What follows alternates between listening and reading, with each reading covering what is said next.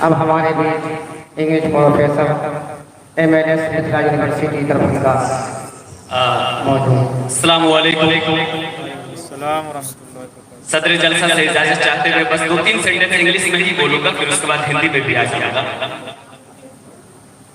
My dear friends, guardians and sisters, thanks are also due to the organizer of the program, Mufti Sirajuddin Sahab, and thanks are also due to the legendary speaker of Islamic religion, Janab Aslam Chaturvedi Sahab, and Janab Qari Naseem Sahab. Really, I mesmerized to the origin of these speakers, and when I was listening the pathetic, the melodious voice of Rakim Sahab, then I recite a one couplet कि बज़्म तस्वुरात सजी थी अभी अभी, राकिम साहब, बज़्म तस्वुरात सजी थी अभी अभी, आंखों में मुस्तफा की गली थी अभी अभी, जिब्रील पूछ रहे थे फरिश्ते से बार बार किनके लबों पे नाते नबी थी अभी अभी। माशाअल्लाह माशाअल्लाह सुभानअल्लाह माशाअल्लाह। इरशाद। Now let us turn to the language of Hindi and Urdu also, but I call a line of Dr. APJ Abdul Kalam, and the line is here: when it rains, all birds find its shelters, but the hawk flies over the cloud. But problems are the same, but attitudes are different. अब आते हैं हिंदी में। Doctor APJ Abdul Kalam ने जो line English में कहा, उसका हिंदी ये है कि जब बारिश होती है तो सारे पंछी अपने अपने घोंसले की तरफ आ जाती है, लेकिन बाज एक ऐसा चिड़िया है जो बादलों के ऊपर उड़ जाता है। प्रॉब्लम्स दोनों को है, एक पानी में भीग रहा है और दूसरा बादलों के ऊपर है और वह पानी छूटने का इंतजार कर रहा है, लेकिन दोनों के रवैये में डिफरेंस है, दोनों के एटीट्यूड्स में डिफरेंस है। तो जो new generation of our future जो है, उनके अंदर एक न्यू ट्रेंड्स और एक न्यू डेवलपमेंट की जरूरत है। आप याद करें, जब मोबाइल टेक्नोलॉजी आई थी यहाँ, तब हर एक हाथों में नोकिया की मोबाइल थी, लेकिन आज नोकिया का नाम लेने वाला कोई नहीं है। बताइए, आप में से कोई है तो बताइए। नहीं है। क्यों नहीं है? इसके पीछे रीजन क्या है, इसके पीछे कारण क्या है? वो कारण ये है कि उसने वक्त के साथ अपने आप को अपडेट नहीं किया।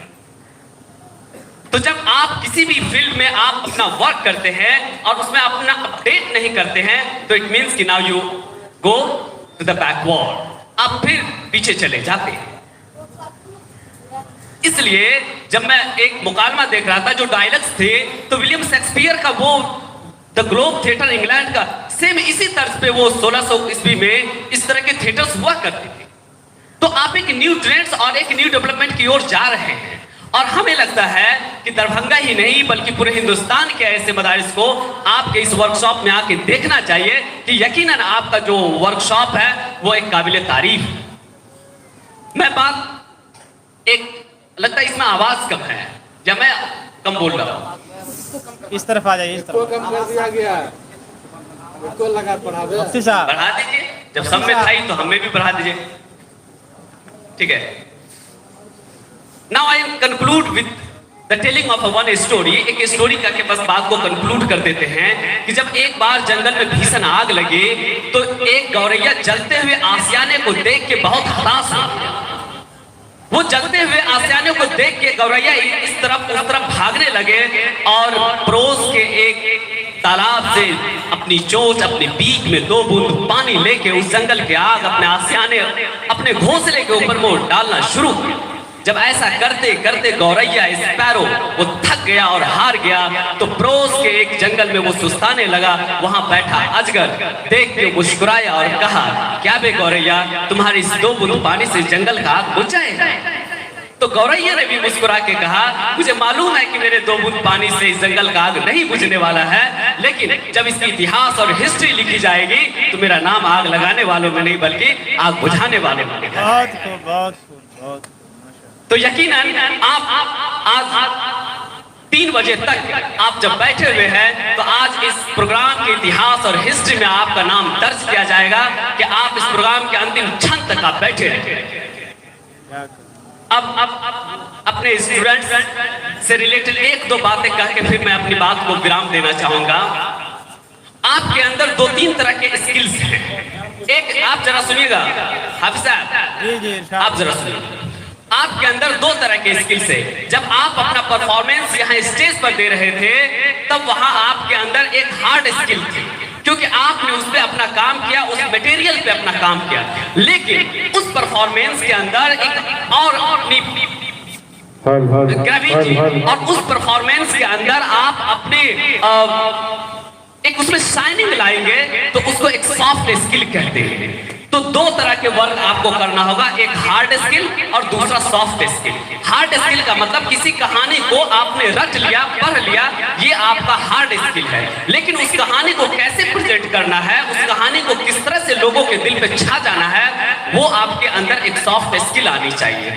तो यकीनन मुफ्ती सिराजुद्दीन साहब हार्ड स्किल के साथ साथ आपके अंदर सॉफ्ट स्किल भी ला रहे हैं। सॉफ्ट स्किल में आपको क्या क्या चीज करनी है? एक ऑनेस्टी लानी, ईमानदारी लानी है। किसी भी काम के प्रति आपको ईमानदारी लानी ही होगी, जैसा कि प्रोफेसर फैज साहब ने भी कहा था। दूसरी बात, जब आप किसी काम को करते हैं तो उसमें अपडेशन लाना होगा कि आप ये देखें कि जैसे नेशनल स्कूल ऑफ ड्रामा नई दिल्ली में ठीक इसी तरह के परफॉर्मेंस कराई जाती है और जाके वहां दुनिया के तमाम रंगमंचों पे वो अपने छाप को छोड़ते हैं। लेकिन आप खुशनसीब हैं कि आप दीन के साथ जुड़े हुए हैं और दीन में परफॉर्मेंस कर रहे हैं। यकीनन आप जन्नत के मुस्तहिक हैं। तब उसमें आप एक परफेक्शन लाएंगे और उसके अंदर एक डेडिकेशन लाएंगे। डेडिकेशन का मतलब समर्पण होता है। जब किसी चीज को आप करें, किसी चीज को पढ़ें तो उसमें डूब जाइए आप। माइकल हार्ट एक राइटर है, उन्होंने एक किताब लिखा और उस किताब का नाम है द 100 ग्रेट पर्सनालिटी, दुनिया की अजीब शख्सियत। जब वो बैठा हुआ था किसी जंगल में तो सबसे पहले उसके जहन में ईसा मसीह आया, क्योंकि ईसा मसीह उसका भगवान था। लेकिन जब ईसा मसीह की पूरी बायोग्राफी को उसने निचोड़ा तो पता चला कि उससे भी बड़ी एक अजीम शख्सियत है, उसका नाम हुजूर सल्लल्लाहु अलैहि वसल्लम। वो चाहता तो एक नंबर पे उस किताब पे रख सकता था, लेकिन उसने उस किताब के प्रति एक डेडिकेशन लाया कि अपनी डेडिकेशन के साथ इसमें ऑनेस्टी भी लाना है। उस किताब को पढ़िएगा और उर्दू में भी उसका तर्जुमा है, आसिफ भट्ट ने किया है, उस किताब को जरूर पढ़िएगा। तो इस सॉफ्ट स्किल के साथ साथ एक और छोटी सी स्टोरी कि जब आप एक कहानी कौवे और घड़े की जब आप पढ़े होंगे, याद होगा आपको कौवा और घड़े की, तब उस कौवे ने चोंच में पानी, चोंच से उस जार में, उस घैले में डाला था कंकर, और तब जाके पानी ऊपर आया और वो पिया, वो चला गया। लेकिन वो वक्त था किस चीज का? हार्ड वर्क का था, कठिन मेहनत का था। लेकिन आज का दौर उसी चीज को अगर करें तो स्मार्ट वर्क की तरह करना। तो कैसे करेंगे? उस कौवे को एक वो पेप्सी पीने वाला वो क्या गिलास में डाल के क्या उसको कहते हैं, पाइप ना। तो आज का दौर ये है कि स्मार्ट वर्क के लिए आपको आप कौवे हैं तो कौवे को क्या करना होगा? एक पाइप खोजना होगा, पाइप को घड़े में डालेगा, पिएगा, उड़ जाएगा। काम वो भी था, वहां भी वही चीज था कि उसको प्यास थी, पानी पिया। काम यहाँ भी है, प्यास है, पानी पिएगा। तो उस वक्त में हार्ड वर्क था, आज स्मार्ट वर्क है। तो हमें दुनिया के साथ साथ हार्ड वर्क के साथ स्मार्ट वर्क भी करना होगा। बहुत बहुत शुक्रिया, थैंक यू वेरी मच। माशाअल्लाह। आइए अब इनामात के सिलसिला शुरू कर देते हैं।